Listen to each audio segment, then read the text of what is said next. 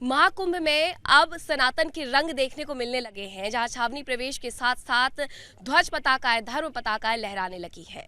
हम निर्वाणी अनी अखाड़े में मौजूद है। यहाँ साधु संतों से बात करेंगे और समझेंगे कि महाकुंभ इस बार अलग कैसे है। महाराज जी, सबसे पहले तो यही समझना चाहेंगे कि इस बार का महाकुंभ कितना अलग है। यह महाकुंभ इसलिए भी विशेष है कि 144 वर्ष के बाद यह सारे ग्रह इस अवस्था में अवस्थित हो रहे हैं।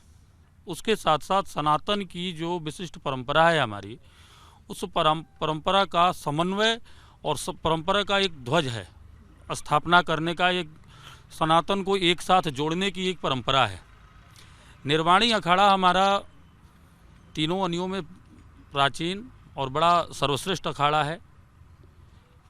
जो धर्मध्वज स्थापना का जो विषय है कल, जिसमें स्वयं मुख्यमंत्री योगी जी भी पधार रहे हैं, इसका मतलब है कि हनुमान जी सबसे पहले आके स्थापित होंगे। तो कल जैसे ही हनुमान जी हमारे पधारेंगे, हनुमान जी के आते ही समस्त देवी देवता, स्वयं भगवान का पदार्पण, सारी व्यवस्थाओं को सुनिश्चित करने की जो व्यवस्था है वो हनुमान जी के जिम्मे, ऐसी हमारी मान्यता और मर्यादा है। आपने व्यवस्था की बात की तो मैं ये भी समझना चाहूंगी कि हम पुराने कुंभ देखें और अभी का कुंभ देखें तो कितनी अलग है यहाँ की व्यवस्था इस बार। इस बार की व्यवस्था विशिष्ट है, निस्संदेह विशेष व्यवस्थाओं के द्वारा इस बार कुंभ है। चूँकि स्वयं हम देख रहे हैं कि सनातन के प्रति जो लगाव और श्रद्धा और समर्पण की जो व्यवस्था सरकार में जागरूकता दिख रही है, उसकी वजह से भी विशेष है। आम जनमानस में भी सनातन को लेके बड़ा जागरूक हैं, हिंदुत्व को लेके हिंदू जागरूक है, राममय कृष्णमय पूरा देश बना हुआ है। तो इसको देखते हुए निस्संदेह सारे लोगों में जागरूकता है। जब जागरूकता होगा तो निश्चय ही विशेष होगा। अब तक जो व्यवस्थाएं थीं वो सरकार थोड़ा सा अनिच्छा रखती थी, लेकिन जैसे ही योगी और मोदी की सरकार आई तो निश्चय ही बड़ा ही विशेष और विशिष्टता के साथ गौरवान्वित महसूस कर रहे हैं हम सभी। आप कह रहे हैं कि विशेष तौर पर व्यवस्थाएं की गई है, लेकिन हमने 2013 का महाकुंभ भी देखा था। उस दौरान कुछ भगदड़ जैसी स्थिति भी हो गई थी, लोगों के जीवन पर बनाई थी। अब पूर्व जो मुख्यमंत्री है, मुखिया है उत्तर प्रदेश के, वो हर दिन एक नया बुलेटिन जारी कर रहे हैं पीडीए बुलेटिन के नाम से, और कह रहे हैं कि बहुत सारी अव्यवस्थाएं हैं, व्यवस्थाएं नहीं है महाकुंभ में। साधु समाज को ऐसा लगता है कि व्यवस्थाएं नहीं है? नहीं, हर कुंभ में अलग अलग व्यवस्थाएं, जैसे जनसंख्या बढ़ती है कुंभ में आने वालों की, उस हिसाब से सरकार अपने व्यवस्था भी बढ़ाती रहती है और नई व्यवस्थाएं करती है। उस हिसाब से व्यवस्था बढ़िया चल रही है। आजकल के मुख्यमंत्री जो उत्तर प्रदेश के हैं वो भी संत हैं और ये संतों का महाकुंभ है, इसलिए उनके तरफ से व्यवस्था में कोई कमी नहीं है। आपको कोई कमी नजर नहीं आती? महाराज जी ये बताइएगा, क्योंकि जैसा कि कहा महाराज जी ने कि मुख्यमंत्री योगी आदित्यनाथ खुद भी महंत हैं और वो प्रदेश के मुखिया भी है, तो क्या ये समझा जाए कि सनातन की सरकार है और सनातन का संदेश यहाँ पर महाकुंभ में उसी तरीके से दिया जा रहा है? देखिए, मेरा ये 12वां कुंभ है। 6 पूर्ण कुंभ और 6 अर्ध कुंभ। इसके पहले जो 2013 में जो अर्ध कुंभ था, लेकिन योगी जी की व्यवस्था इतनी सुंदर और सरकार की व्यवस्था थी कि वो कुंभ का स्वरूप धारण किया था।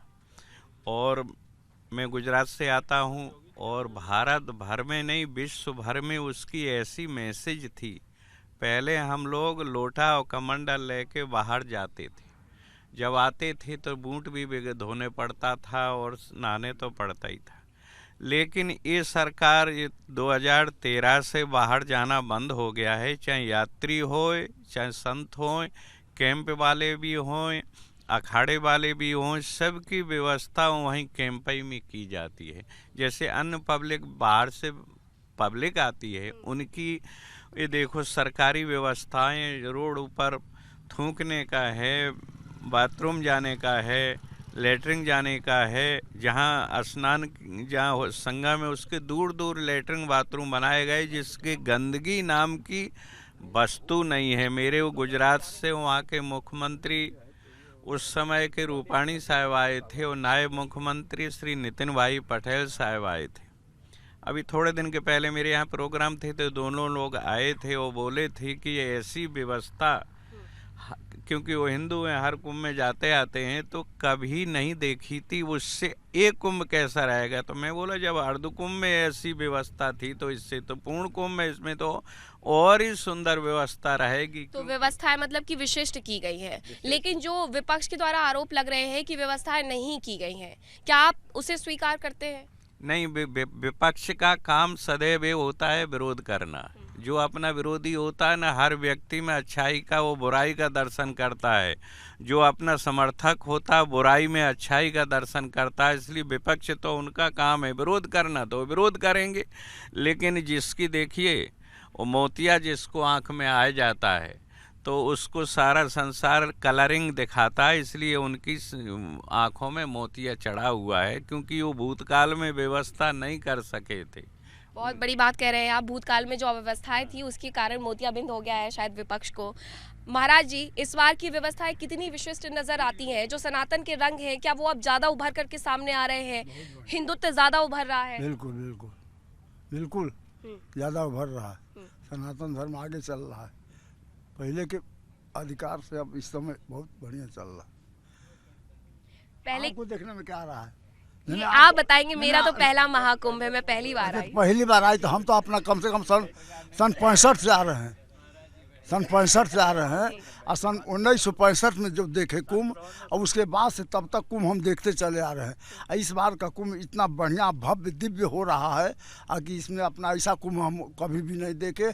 अभी इसके बाद से जिंदा रहेंगे तो आगे का देखेंगे, लेकिन अभी तो हम अपने जीवन में इतना भव्य कुंभ देख रहे हैं। इतना तैयारी सरकार का, इतना विशेष सुविधा यात्री पब्लिक, अब साधु संत के लिए खाने पीने का व्यवस्था, रहने का व्यवस्था, इतना व्यवस्था कभी भी नहीं था इस समय जितना है। अब आपको अपना अभी पहला कुंभ देखे हैं तो इसमें रह के देखिएगा तो आपको समझ में आएगा। जी बिल्कुल। महाराज जी, आपका कौन सा कुंभ है ये इस बार? हमारा ये चौथा कुंभ है। चौथा कुंभ है। तो व्यवस्थाएं कितनी बदली हुई हैं या पुरानी जैसी हैं? पुराने से बहुत ज़्यादा बदल गया, इतना ज़्यादा बदल गया जो पहचान में ही नहीं आता। जो भव्य दिव्य इतना ज़्यादा हो गया है, सभी व्यवस्था, कोई चीज़ खोजने की ज़रूरत नहीं पड़ता, फ़ोन करिए सभी चीज़ हाजिर हो जाता है। डिजिटल कुंभ हो गया है। बिल्कुल। पुरानी व्यवस्थाएं जो होती थी, अब अखिलेश जी ये कह रहे हैं कि बहुत सारी चीज़ें अभी बची हुई है। पार्टून पुल नहीं बना है, खंबे ऐसे ही खड़े हैं, बिजली के तार नहीं है। ऐसा कुछ भी नहीं, धीरे धीरे सब व्यवस्था हो रहा है। कोई भी एक बार नहीं होता है, धीमे धीमे व्यवस्था सभी कुछ हो जा रहा है। तो अभी टाइम है, टाइम स्नान आते आते सब पूरा हो जाएगा। बिल्कुल सही बात कही आपने, क्योंकि महाराज जी अभी तो अखाड़े भी बन रहे हैं, अखाड़ों में भी अभी कार्य चल रहा है। उसी तरीके से कार्य प्रगति पर महाकुंभ का भी है। तो क्या ये कह देना सही है कि महाकुंभ में अव्यवस्थाएं हैं? नहीं, बिल्कुल नहीं, व्यवस्था है, अच्छा व्यवस्था है, अव्यवस्थित नहीं है। ये अत्याधुनिक कुंभ है। जो भी पहले कुंभों में कमी था सब इसमें पूरा कर दिया गया, कहीं से कोई कमी दिखाई नहीं दे रहा है। चलिए महाराज जी, आप बताइएगा कि आपको कोई कमी नजर आती है महाकुंभ में? और सनातन के जो रंग अब देखने को मिल रहे हैं, लोग जितने जागरूक हैं कि महाकुंभ जाएंगे, लगभग 45-50 करोड़ लोग कह रहे हैं कि हमें महाकुंभ जाना है। ऐसा पहले भी होता था? हमारे यहाँ कल जो है धर्मध्वज की स्थापना होगी, और पहला कुंभ में ये होता है कि पहला धर्मध्वज हम अखाड़ों में, तीनों अनी अखाड़े में हम लोग धर्मध्वज की स्थापना करते हैं। स्थापना के बाद हमारे जो साधु संत हैं, जो हमारे मनीषी हैं, धर्मध्वजा के स्थापित बाद सभी देवताओं का आवागमन शुरू हो जाता है। कुंभ का मतलब होता है 88,000 ऋषि मुनि, 33 कोट देवता यहाँ उपस्थित हो जाते हैं उस ध्वजा के स्थापित होते ही। तो हम लोग जो साधु संत जो है, पशु पक्षी जीव जो भी है, ये प्रयागराज में आकर के निवास करते हैं। और निवास करने के साथ साथ हम लोगों का जो संत जो चरण होते हैं, पता नहीं कौन से मनुष्य, कौन से ऋषि, कौन से महापुरुष आकर के हमारे भाग्य का उदय कर दें और हमारे भाग्य को उज्जवल कर दें। और गंगा स्नान से पवित्र स्नान और त्रिवेणी संगम है, इस जैसा संगम, इस जैसा तीर्थ महाप्रयागराज, इसका नाम तीर्थों में राजा कहते हैं, राजाओं में राजा है। इसलिए इसी साथ में हम लोगों की जो भव्य और दिव्य कुंभ चल रहा है, बहुत अच्छा लग रहा है, बहुत सुंदर है, बहुत सुंदर होगा, बहुत अच्छा होगा। तो दिव्य भव्य और नव्य कुंभ है ये, ऐसा कहना है निर्वाणी अनी अखाड़े के जो साधु संत हैं। और कुंभ के जो बदले हुए रंग हैं वो अब इन अखाड़ों में नजर आने लगे हैं। वीडियो जर्नलिस्ट उमेश के साथ मैं मीनाक्षी, रिपब्लिक भारत, प्रयागराज।